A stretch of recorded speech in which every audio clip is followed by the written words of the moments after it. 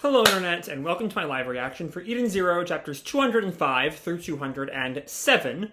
As you may have noticed, I have been gone the past couple of weeks. I've been doing a lot of things. I've been moving, for one thing, so we have a bit of a new backdrop here.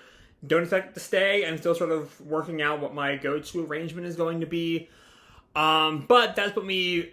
I've also been taking a couple weeks off and just sort of relaxing for a bit, and now I'm ready to get back to all of the backlog I have acquired over the past 2 weeks. And so for starters, we're going to jump right into good old Eden Zero. When we last left our heroes, we got a bit of Ziggy's whole deal, confirming he is the Shiki from Universe 2, who tried to stop the antimatter explosion from the end of the Owie War. And he mostly succeeded, only blasting himself and Rebecca 20,000 years into the future, 1 year for each antimatter bomb that went off or something. Somehow the gravity and the time powers coincided in a weird way. It's all sci-fi gobbledygook.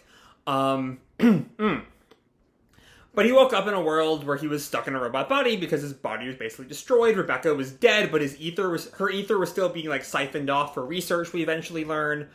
And also, Ziggy, the other Ziggy, the then Ziggy, has won his war. Humans are extinct. And he is left alone in the sort of robot, or sort of the last vestige of humanity in this robot utopia, even if he is himself a robot now. And decades pass. He takes on the more familiar, skeletal Ziggy form, and he is called in by this weird, robot council who tells him that all ether is going extinct as a result of a loss of humans and Mother, and that this happens in every universe except Universe Zero. And so they send him back to Universe Zero with the ship Eden Zero, meaning Eden to Universe Zero, to stop that, to protect humanity, which raises all kinds of questions as to how Ziggy ended up where he is now, where that is the exact opposite of his mission. But anyway, last chapter was a big old revelation, so let's dive right into the rest of it as we go to chapter 205, 3173, which might be the time we finally work out what's going on in code 3173. Our picture here is Rebecca in this, simple black shirt emblazoned Eden Zero. It's nice, it's simple. But we pick up back in the present, where Shiki is still facing off with Ziggy, and reacts in shock. The Eden Zero can travel through time? Indeed it can. We extracted the ether from Rebecca and amplified it, then loaded it onto the ship as code 3173, Etherion. Okay. So is it Rebecca on the other side, the Rebecca 2 on the other side of that door? Because the Dark Stars were going after Etherion, so what does Ziggy still want with Etherion? I don't know. The Shining Stars thought it was a weapon. Of course they did. That was the information I gave them, and Shiki's shaken to his core by this revelation. And then asks, then the Eden Zero brought you here from 20,000 years in the future? To be more specific, I came from 20,000 years in the future of Universe 3173. Okay, so it's also the number of the universe he's from, but I thought he was from Universe 2? In Universe 3173, I don't exist. But Shiki sets out into space and takes part in the Owie War. Then he is flung 20,000 years into the future by the antimatter bombs on Nero 66. That doesn't make any sense. Because the Owie War, both the Owie War and the antimatter bombs on 66, only happened because of Ziggy. Unless maybe in 3173, Shora just started the war as a way to usurp Nero, and Nero with Wormhole blew up 66 instead. But then why does Shiki only gets involved because of Ziggy and because of the threat to bots, and why would Shora go after bots without Ziggy? It's a weird thing to say that Ziggy does not exist in that universe.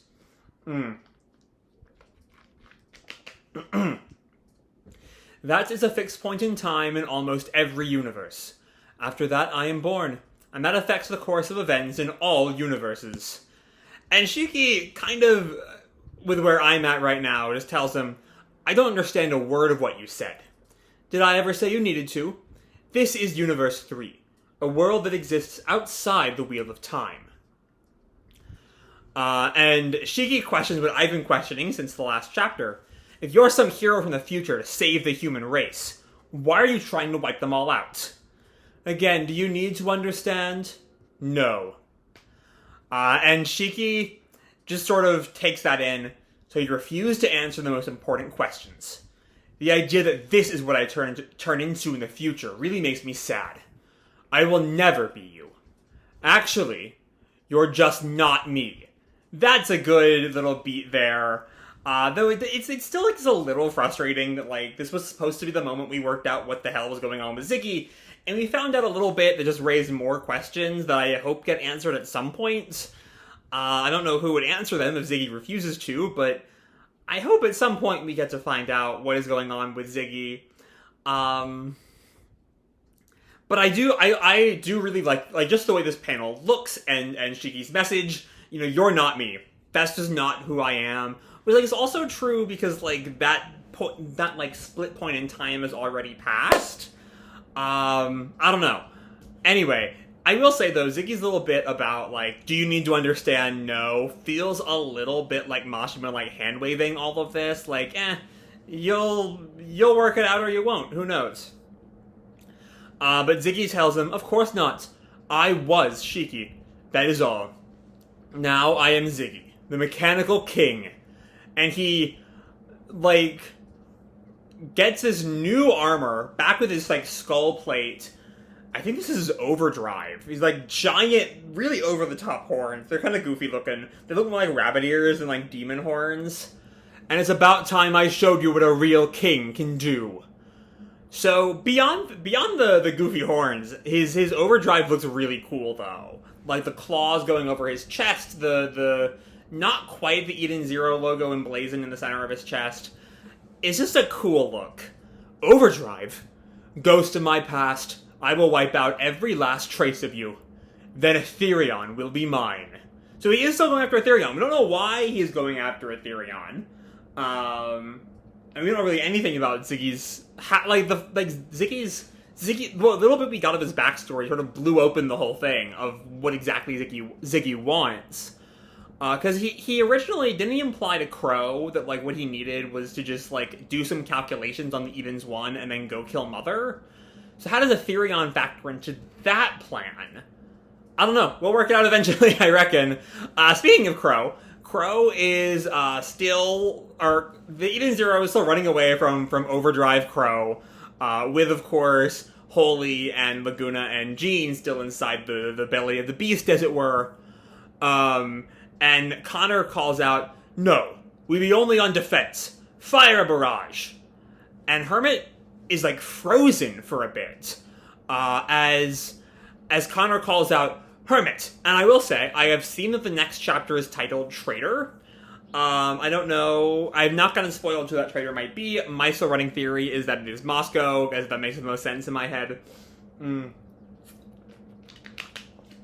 But there was some theory when the traitor thing was first brought up back in 200 that, like, it could be one of the Shining Stars, sort of, like, with, like, a wiretap thing going on, implanted by Ziggy.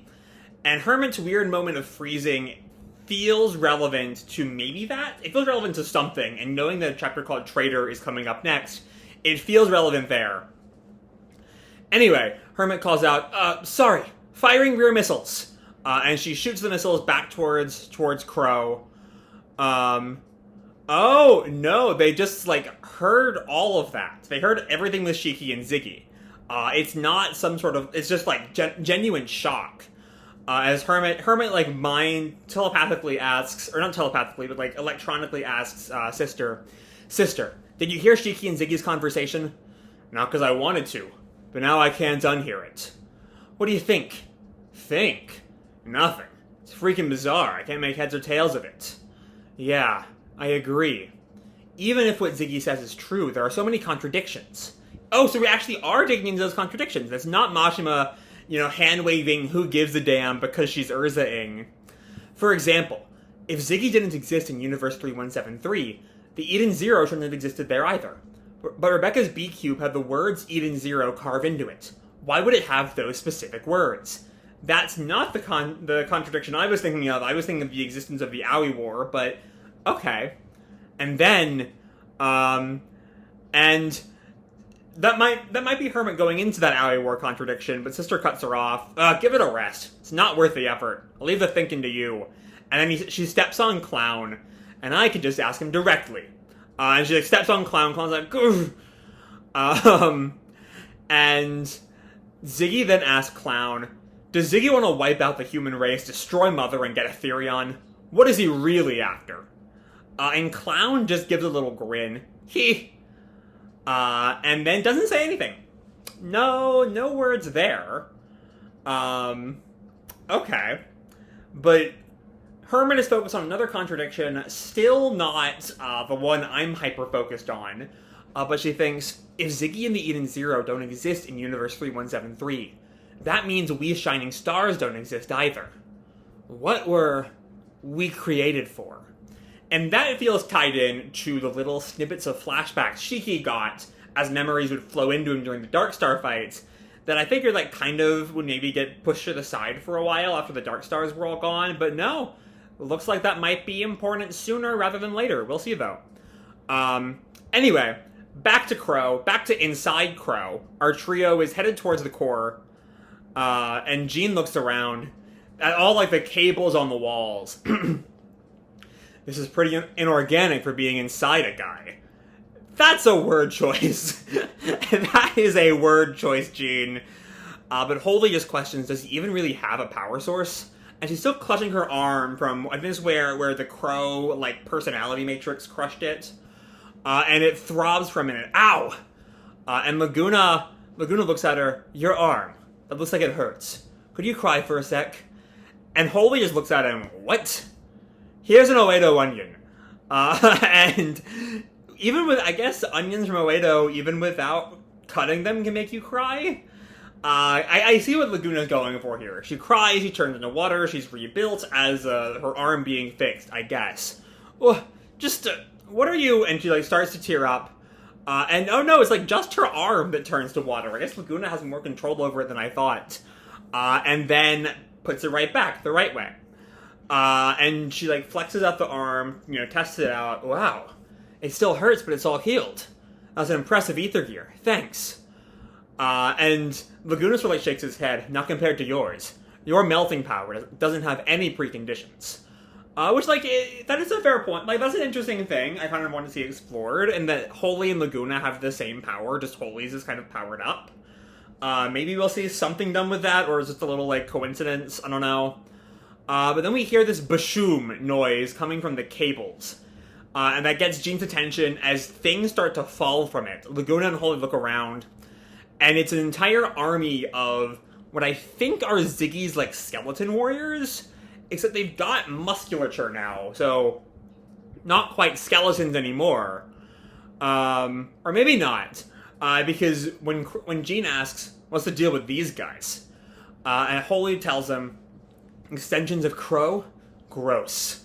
And Laguna just readies to fight, but the fact that they're standing in our way means his power source could be nearby, and he floods the Crow drones, I'll call them. As more of the drones lunge at the trio, Jean whips through them with his wind, but more just keep on coming. Holy melts a whole group of them. One rushes at Jean, and Jean, like, grabs it, like, slams its jaw shut, and throws it into the ground. What a man. Don't forget, this guy does have some martial arts training. He's not just a wind ether gear user. Back at that dojo we saw in some of his flashbacks. Laguna keeps on flooding. They're just going for it, but the drones keep coming. How can there be so many? They never stop coming. And one of them strikes Jean. He's unable to fight back there as Laguna reacts, what the? And Holy notes, I can't use my ether gear anymore. And Jean calls out, Clean, what happened?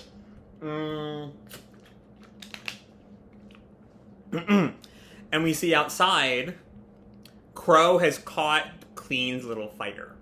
And it's so tiny in Crow's giant fucking hands, he could just, like, crush her. As Crow comments, I finally caught you, you little squirt. And Clean tries to escape, and she jumps out of the ship right as Crow smashes it. But, she's kind of undefended as Crow readies another giant fist. You won't get away from me. And Hermit calls out, Clean! And Connor lets out a cry of, No!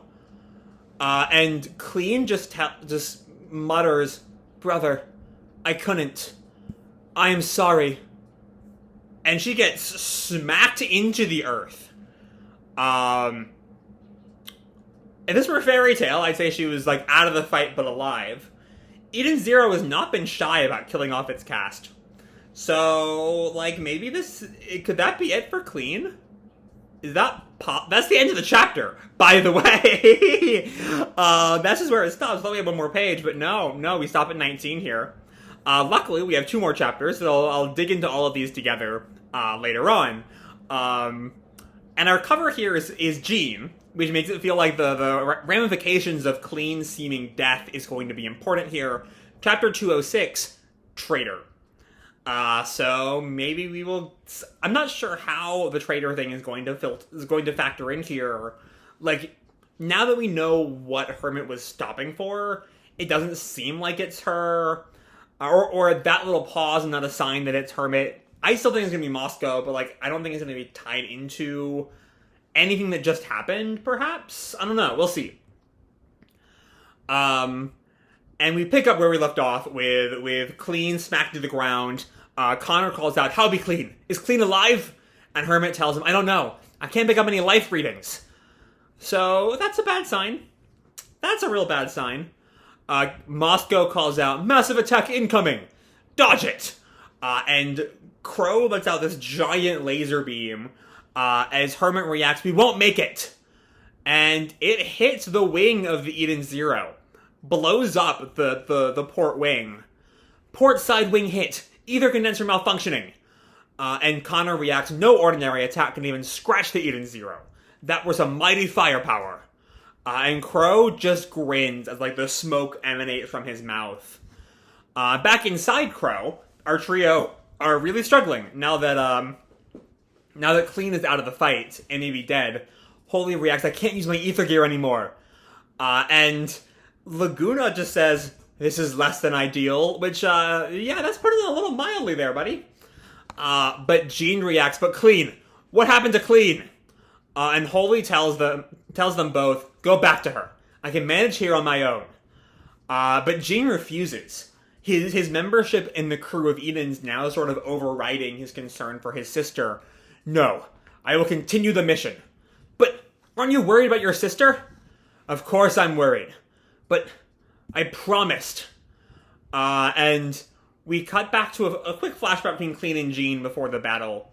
Brother, I want you to help Holy. Did she start calling Holy with an extra syllable there for some reason? I don't remember that in the past. But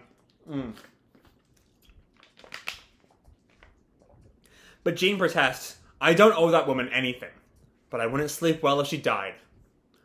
And Clean just thinks, Holy, Hermie and I looked into her past.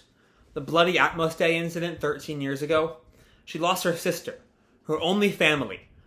Oh, that ties Jean and Holy together, because Jean also only has a sister for family. And also, Crow might have just killed that sister. When I was thinking about the powers, I was thinking about Laguna and Holy being parallels. Now there's Jean and Holy. Especially if Clean is dead. And that gets a reaction out of Jean, because of course it does. Her sister. You have me, but Holy... I get it. You want me to help because you feel sorry for her. No! Holy needs a family. She boarded our ship. She's our family now. That's real sweet of Clean. Even if, Holy is actively plotting to betray them at some point. Maybe the traitor of the chapter, it's most likely the thing that Wise was talking about, or that Ziggy talked about when, knowing the Planet Eater plan. But maybe this is going to tie back to Holy's plans to eventually betray the crew after the battle. I don't know, we'll see. Is that something Shiki said? I want your promise. Your family, brother. It's not only me. It's everyone on this ship. And Jean, with his O-Tech, slams the drone he was fighting into the ground to tell Holy We're all family. Which, like, you know, that's a good bit of development for Jean. Early Jean would not have bought into that, but, like, post-Callum fight, yeah, Jean is a member of this crew first and foremost. And as Holy is, he's sticking with her. He is doing his job with this crew. And Holy is just stunned. I guess he's actually, like, told all of this to Holy. And Jean just tells her, I don't need my ether gear. My cyborg body's got all kinds of weapons. You don't need my help if you're gonna get through here. But Holy just, like, sighs. I'm not alone, you know. I have the Interstellar Union Army. And then she looks around. Where's Laguna? Already on his way to clean. Oh, okay, because Laguna can't really do anything here now. He has no real connection to Crow, and no use of his ether gear. So Laguna can go help clean. And Holy just sighs, of course. Dear big brother truly trusts his crewmates, don't he? Doesn't he? Doesn't he? Okay, let me leave that there, to go check in on the Mother Room, which is the only place the traitor plotline has been brought up. We might be about to find out what's going on there. But we see Homura in her Valkyrie-themed night gear, holding on to a bunch of the Mother capsules. I think I can carry this many to the ship. What will you do? And Wise just tells her, we'll just have to wait here for instructions. And Rebecca chimes in, Herman is supposed to contact us when it's time to begin Operation Planet Eater. And Happy responds, be careful, okay, Homura? Understood. I shall return once the mothers are safely on board. And we see Pino, looking all dark in the corner, as Rebecca notes her, Pino? What's wrong? You've been awfully quiet. And Pino responds, Master Ziggy knew about Operation Planet Eater. Oh, so we're getting back to that. Mr. Wise, you asked if one of us was a traitor. Don't be, Pino. The way she's, like, shadowed there makes it gives me echoes of the Conjuro reveal in One Piece. I hope it's not Pino. But Wise just sort of laughs it off. Yeah. Forget I said anything. It is Pino. The traitor was me. And that shakes everyone to their core. Especially because she framed that in the worst way. Looking at this next panel, I thought maybe So I looked at my data, and I discovered several instances of unauthorized access. I didn't know. Master Ziggy has been looking at my data. Okay, so there really is no traitor. I was really hoping to be like the moment Moscow becomes relevant. But no, it's just Pino got hacked. Which is the same, like, theory for the Starshine traitor theorists, I guess. But it's Pino, not them. And Rebecca looks at her, Pino, and she just weeps. I'm so sorry, I'm the traitor. And, like, that's not really, like, getting hacked is not being the traitor. But Wise tells her, I see, but it's not your fault, Pino. He was spying on you. You can't help that. But Pino is just inconsolable, weeping. Rebecca tells her, Pino, nobody blames you. And Pino, like, dries her eyes, collects herself, and tells the group, I have a favor to ask all of you. I am going to find my master. Please don't try to stop me. And Rebecca tells her, but Shiki's fighting with Ziggy right now. And Happy chimes in, you really don't want to get caught in the crossfire. Yeah, I mean, Pino... No, because Ziggy is at this point like, his Dark Stars were EMP proof. I can't imagine he won't be EMP proof. Pino stops them. No. The information leak was my fault. But while I was looking at my data, I discovered a certain record. It will be the key to defeating Master Ziggy. Okay. I don't know what that's going to end up being about, but that should be fun. I don't know. I don't know what little bit of data can stop Ziggy. We'll have to wait and see. As we head back to the fight, as Ziggy in his overdrive form is just... Shiki gets out of the way of that first attack, but, like, the sheer force of his gravity, everything is headed towards Shiki's location. He jumps and lands on the ceiling, and Ziggy jumps after him. And one punch sends Shiki flying through, like, layers of electronics. And Ziggy flies up to continue the attack. Magimech attack. Ultra Machina impact. And he just hits Shiki with all it's worth, sends him flying, and then after that punch forms this little, like, gravity well around Shiki that grows and grows and grows as Shiki is dealt more and more damage there. And then we come back to the crow stuff. We leave Shiki and Ziggy alone with that brief little here's Shiki getting wrecked. And the quick little side note, I think the reason I feel like how short this little moment is a sign that, like, it's meant to kind of be indicative of the whole next phase of their fight. I feel like the next few chapters are going to focus on the crow stuff, and maybe the stuff with whatever Pino's getting up to, and sort of leave Shiki and Ziggy alone for a while, even though the Pino stuff might end up coinciding with that. My theory is that this is meant to be indicative of the whole next phase of the fight, of Shiki just getting wrecked. And whenever Pino gets to the fight, she will see Shiki basically beaten. That's my theory for how this is going to go. Whatever Pino tells Shiki will, like, rejuvenate him and he will be able to fight Ziggy again. But that's my theory, and it's going to be in a couple chapters, is my bet. Anyway, back inside Crow. Jean notes, Holy, there's a gap over there. And Holy looks at it, and it feels like there's a lot of energy coming out of it. I'll hold these guys here. You go inside. And Holy does so. I'm on my way. That might be where we find... Excuse me. That might be where we find Crow's power source. And Holy squeezes her way through the little roots, for lack of a better word, and she makes it to, like, a proper room. Okay. I'm surprised to see you made it this far, Holy. And Holy looks stunned. What? Cure? What are you doing here? Oh, the titled traitor. It's not just Pino. It's also Cure. Because Cure knew in advance that... Was it knew in advance that Holy was here, right? Back in whatever chapter that was, when the IUA showed up. And I don't know, there was something slightly suspicious about him. But I don't know. I feel like this is the sign that, like, Cure might be the traitor. The actual traitor of the title. But let's dive right on in to 207 to Shine. Our picture here is of Clean, which I hope means she's not dead. But who knows, she did take a full-on giant fist, completely unprotected, and get slammed probably dozens of stories into the ground. I don't know. We'll see. But she's there with, like, some little stuffed teddy bears. It's a cute enough little bit. Chapter 207, to Shine. And we pick up outside of Crow, as Laguna is taking his fighter and burst out of Crow's leg. Clean, this is Laguna. What happened? Respond.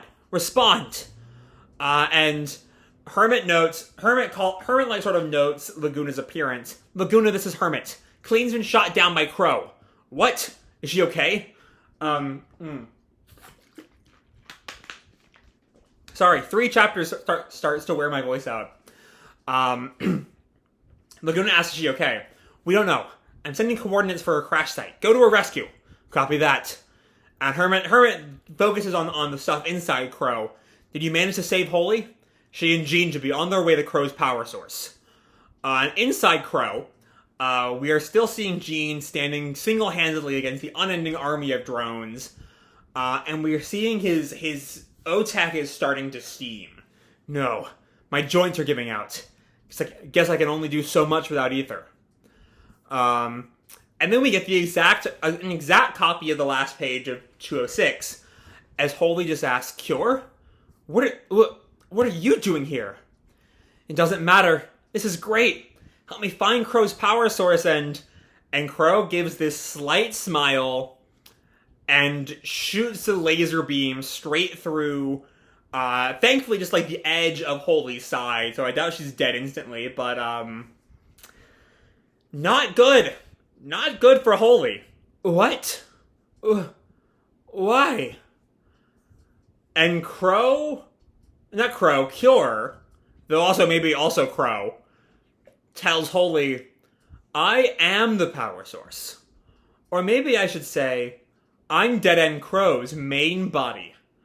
Okay. I'm gonna need some fucking answers. Just one more thing in this fucking arc that I want answers about, to go with Ziggy and the Truth of the Shining Stars and 317, all the Ziggy mysteries.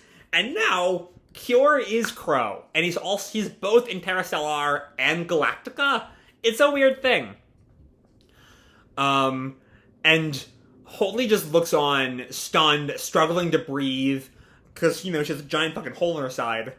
Poor girl. If you had never made it this far, you wouldn't have had to find out. And she just coughs up blood as she screams out, "What do you mean?" And Cure tells her, "Balance. The universe needs good and evil. I am good and evil." Okay. Sure.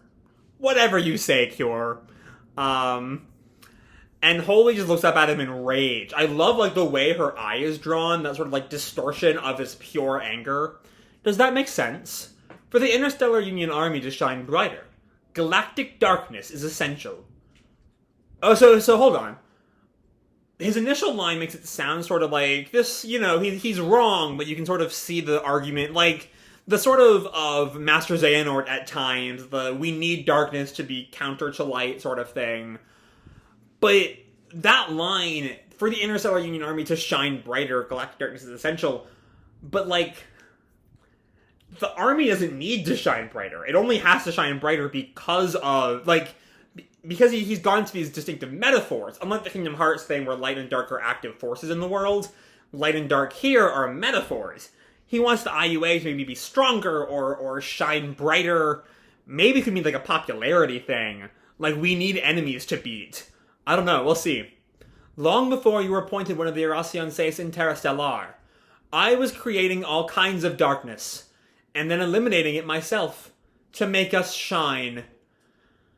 Yeah, okay. He's just sort of it's hard to say he's doing, he might be on some level kind of, it doesn't feel like the sort of thing where all of the threats he makes are fake and they're really weak, and so he seems strong. But there is definitely a sense of, I did this so I could be, to make us shine feels like, to make us seem like these bastions of goodness. All of the good the IUA does, not all of it, but a lot of it, is just Cure creating threats. And she just questions, you created darkness? Tell me, what is the purpose of our existence? To save the universe. Then we need an evil to save it from, no? Well, the problem with this whole reasoning, Cure, is that there is plenty of darkness in the world you did not create. You did not create Ziggy. You did not create Draken or Nero or any of those guys. You didn't need to do this. Or no. Apparently, he did all of that. I gave Draken and Nero their power, and waited for the darkness to grow denser. Then I erased it, thus bringing us closer to the light. Okay. So, everything, this is a sort of grand villain reveal that it feels like Cure is the big bad. The sort of thing, didn't Eisen have a whole, every part of your life Ichigo was, arranged by me sort of thing at the end of that story? It's been a long time, but, Eisen, at the time at least, was the big bad. And Cure so far just kind of seems to be some guy, I don't know. All interesting stuff.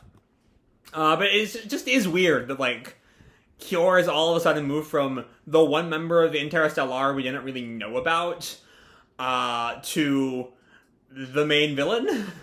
Or to talking like he's the main villain. That all the darkness in the universe is because of him? I don't know. Holy just looks up and asks, I don't understand what you're saying. Of all my creations, Dead End Crow is my greatest masterpiece. His darkness is dense, deep, so deep and twisted. I always knew that you would be the one to defeat him someday, so that we can shine. Okay, but why is he stopping her now? If that's the plan, if the plan was for Holy to beat Crow, to make the IUA seem even better, why kill her? Or even, like, try to stop her? But that day is not today. I will not allow you to alter my plans. Okay, so what is his plan then? And Holy just questions, what? How can we risk our lives to fight these evils? And you created them? Not all of them. Ziggy and Aknoella were villains in their own right. And all I had to do was give Elsie and Nox bad names to make them into villains. Oh, so he ran... Okay. So he's really just behind the entire existence of the Galactica. Alright. I don't know. When I went into doing these 3 chapters, I was like, okay, the main thing here is going to be the flashback, the Ziggy flashback, everything else is going to be sort of supplementary. Now it's Cure. It's all Cure. I'm here for Cure. That's what makes Crow a real masterpiece. I guess because, like, he didn't... I don't know, because he already was a villain in his own right, and Cure made him worse. I don't know. I'm not quite sure what about that makes Crow a real masterpiece if, like, it didn't make Draken and Nero, who Cure apparently also manipulated, masterpieces. And Holy just asked, were you behind Bloody Atmos Day 2? And then we leave that. We leave that to head back to Kaide Cosmos, the space battle. That we haven't really been spending that much time with, but okay. And we see Feather, who calls into Eraser. Eraser, there is something wrong with my Eye of Venus. And Eraser just tells her, sorry, but save any whining for later. I cannot accurately determine someone's location. Have Cure fix it then. All I can do is erase stuff. But Feather tells him, I'm speaking over a channel that excludes Cure. And Eraser looks at her confused. Cure's brain-class ship.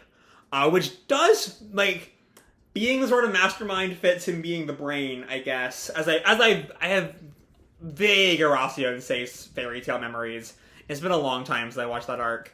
But yeah, he is the mastermind of it all. Is completely unmanned, as far as my eye can see. Okay. Which, it's setting up, you know, that Eraser and Feather are going to work out what's going on with Cure. Assuming that Holy doesn't make it out and tell them. Because I'm not sure, like, Cure might kill her just to keep the secret, but also he plans for for Holy to be the one to stop Crow, to bring more light to the army or whatever. I don't know. Lots to pick apart here. And Cure questions, Bloody Atmos Day. That was 13 years ago. The planet Swan. Yukino Cosmos. My sister and I were there.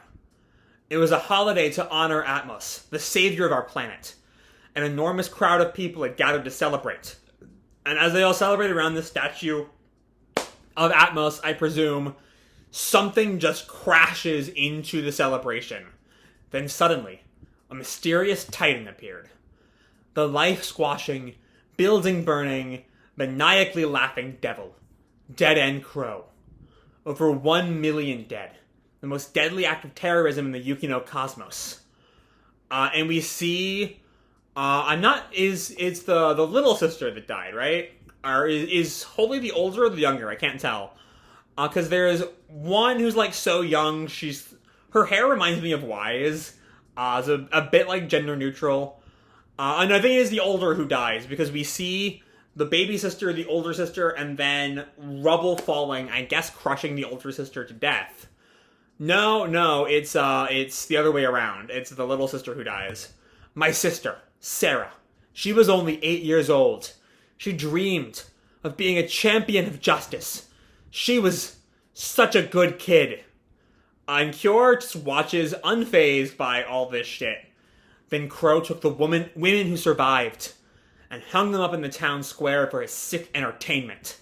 They all died, one after another, except for me. And Cure just grins. Yes, that's when the story was established. You would be the light to eventually defeat Crow. God, he's fucked up. He is fucked up. I made a similar comment when we first sort of learned when she had that fight with Crow's personality. about Atmos Day. How I appreciated that Mashima did not feel the need to, like, show us the horrible torture like he's sort of done in the past. And we do see it here, but it's, like, it's vague enough that it's not super, like, voyeuristic in the way that, like, a lot of the Gil stuff could be, or the fucking walkies and the Aoi War. So again, I still appreciate it, that Mashima's a little bit... He's gotten, thankfully, a little tamer in terms of just rank depictions of sexual violence as the series has gone on. I think that's for the best, to be perfectly frank. Anyway, Kyor goes on, yes, that's when the story was established. You would be the light to eventually defeat Crow. And in sheer rage, Holy manages to stand up. What is wrong with you? Why did you have to attack Swan? Oh, you're still not getting this. It doesn't matter where. If evil is created somewhere, light will always be created with it. That was a day when darkness was born. Yes, a day seeds were sown to make us shine brighter. I want to actually go back to an earlier line in the chapter, the bit about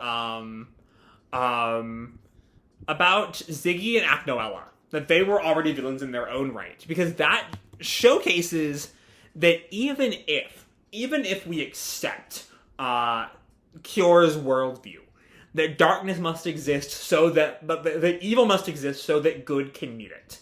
That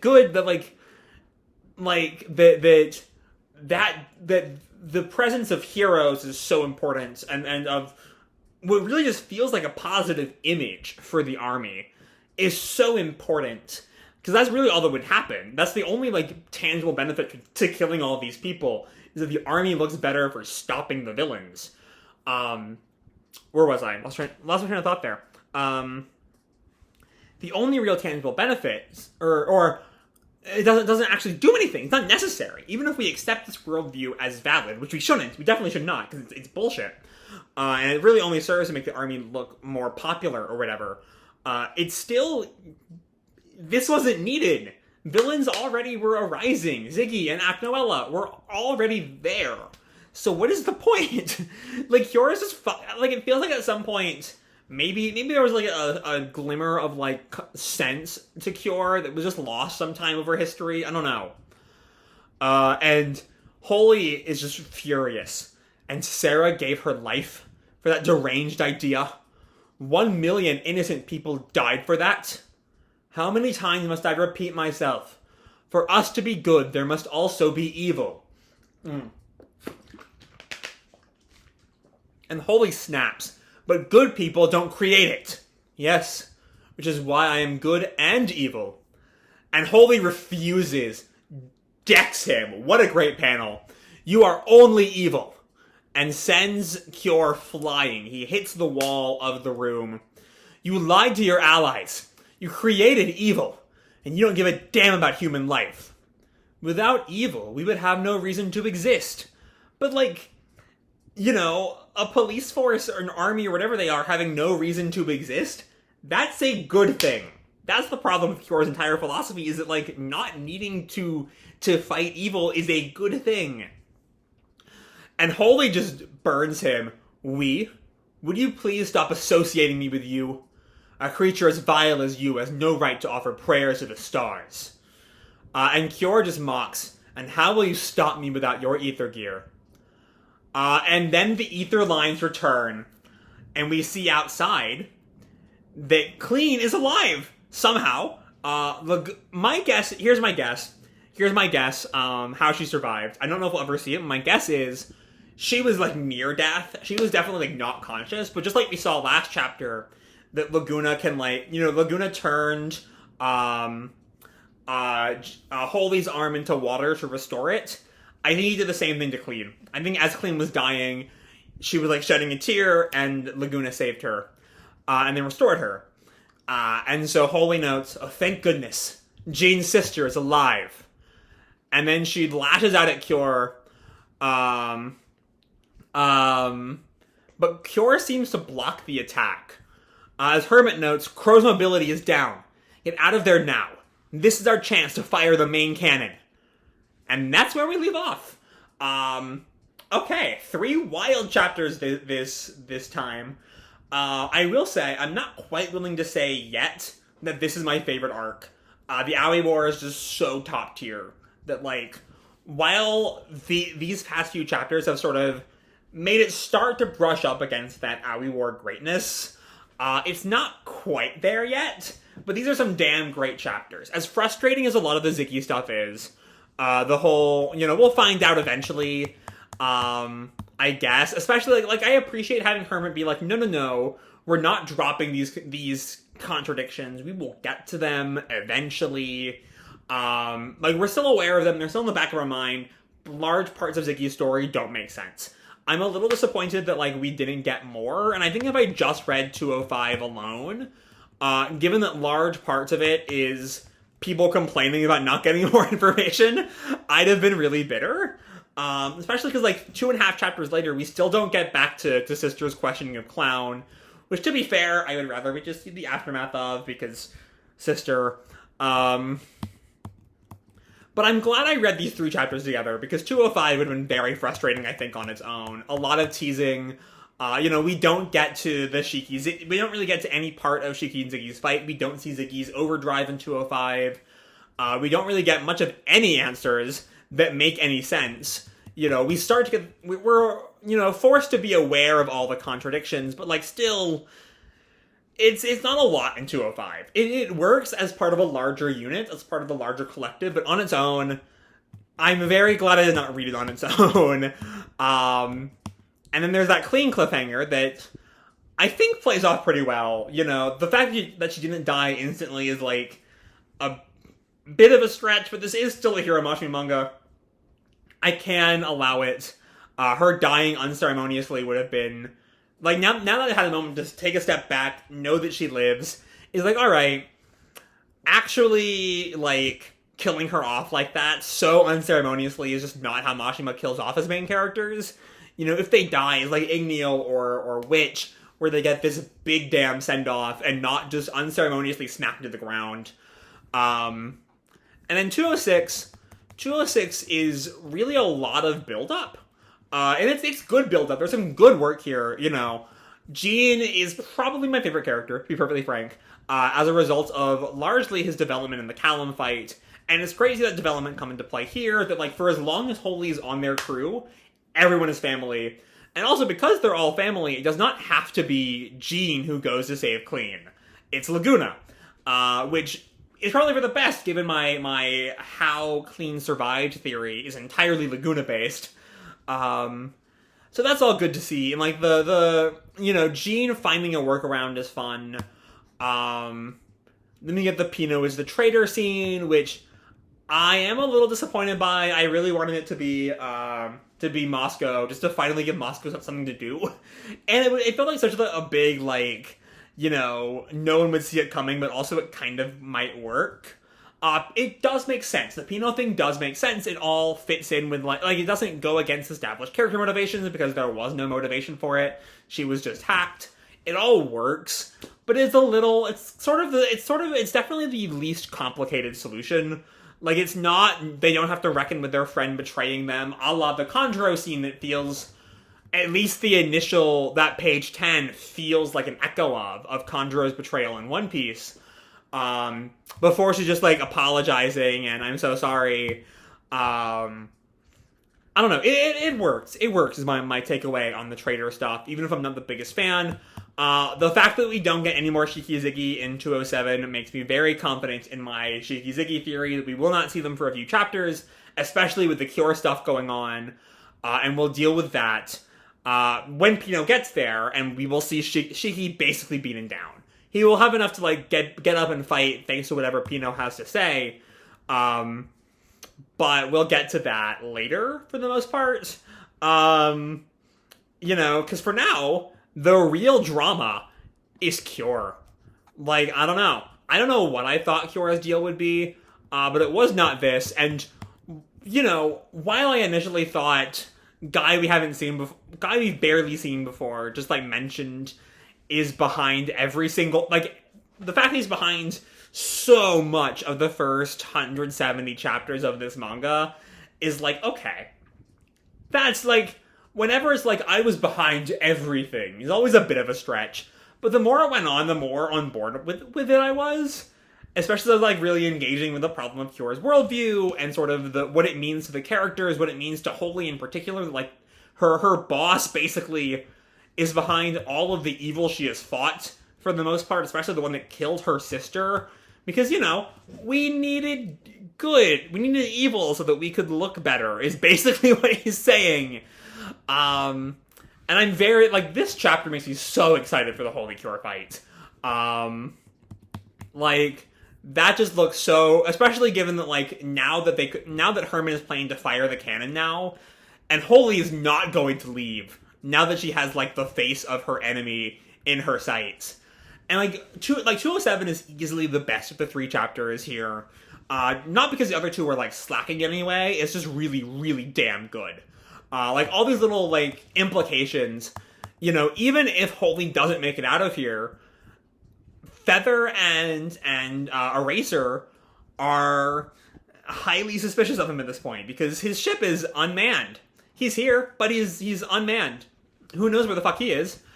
So yeah, 205 and 206 are good. 207 is spectacular.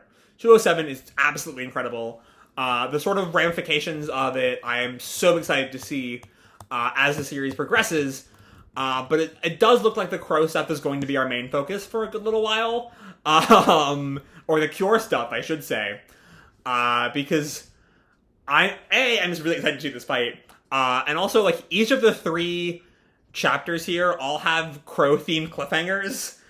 From Clean getting smacked down, to Cure's appearance inside Crow, to firing the main cannon at Crow. I'm hoping that, like, the next... Like, I don't think this is going to go on for more than 2 or 3 more chapters, the Crow stuff. It really seems to be coming to a head, and of course there's still many things in play. Aknoella is still in play. I mean, Ziggy, of course, is still in play. And I do think this will be Ziggy's final arc. Just the way it's all being built up. This feels like I think also in one of the forewords in the manga volumes, Mashima mentioned this being Ziggy's last arc as the main villain. But yeah, all in all, absolutely great 3 chapters here. I've been talking for almost an hour now, and I'm running out of things to say. But suffice it to say, damn good arc. Damn good chapters. Eden Zero, top-notch shit, as it tends to be. This isn't exactly news that Eden Zero is really good, but it's great to see it. So with that said, I'm going to leave this video off here. Hope you'll enjoy the chapter and the video itself. If you did, feel free to drop me a like or subscribe, or, you know, do whatever makes it happy, you know? And as always, your life is your own, okay? Bye!